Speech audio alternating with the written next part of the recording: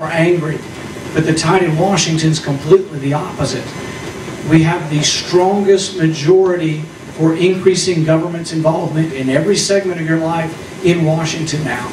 Almost nothing can be stopped. What they've done in 6 months has completely transformed things. Imagine what's going to happen in 4 years. Now, the good news is I think there will be a backlash, and there already is some. I think the Tea Party movement is some of that backlash. I appeared and talked to our Tea Party at Bowling Green, and we had 700 people. We're a town of only about 50,000 people. The Tea Party movement is alive and well, and it's not something artificial. I think it is really a groundswell that's coming on. There is a movement. In my particular case, we're going to be involved with a Republican primary. We talked about how an individual can have a lot of influence. There's maybe 100 people here. If every person in this room went out and got 100 people and convinced them to vote for me, that's 10,000 votes. You can probably win Northern Kentucky in the Republican primary with 20,000 votes.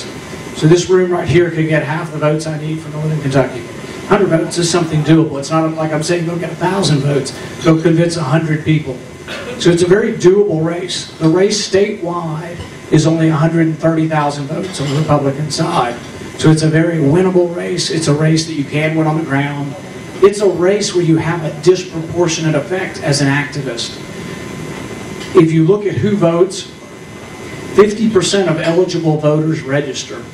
That means half the people out there are not even participating. Of the people who are registered to vote, 50% then vote. But then if you look at a primary, it's only 1 in 10 of the registered. There's 1 million Republicans in Kentucky, but only a little over 100,000 will vote. So we're looking at about 13 to 14% of all registered Republicans will vote. Now, if you're not a registered Republican, you want to help me, because I can't get anywhere unless I get beyond the primary, you need to register as a Republican. We tried Gatewood, but it's too late for Gatewood. But, and he has rules. He's going to run as an independent. I think that's great, but he has to remain an independent. Those of you who aren't, and I've heard people say I'm either a libertarian or a Constitution Party guy, that's great. I'm all for it, and I agree with a lot of what's going on there. But you guys won't have a primary. There's no Constitution Party primary. There's no Libertarian Party primary. There's no reason why, or independent primary. There's no reason why, if you're any of those, or a conservative Democrat, suck it up, re-register as a Republican for a while and vote for me in the primary. There's a lot going on that I think is not something that a lot of people say, well, the debt is enormous and consuming us, and I agree. A lot of people say our kids and grandkids will pay for the debt. I think that's also right, but I think the problem is more imminent in the sense that we have, our deficit now will be 13% of the gross national product. It's the largest deficit we've seen in our history. But you know, the way we're paying for it is by increasing the money supply. We doubled the monetary base last year.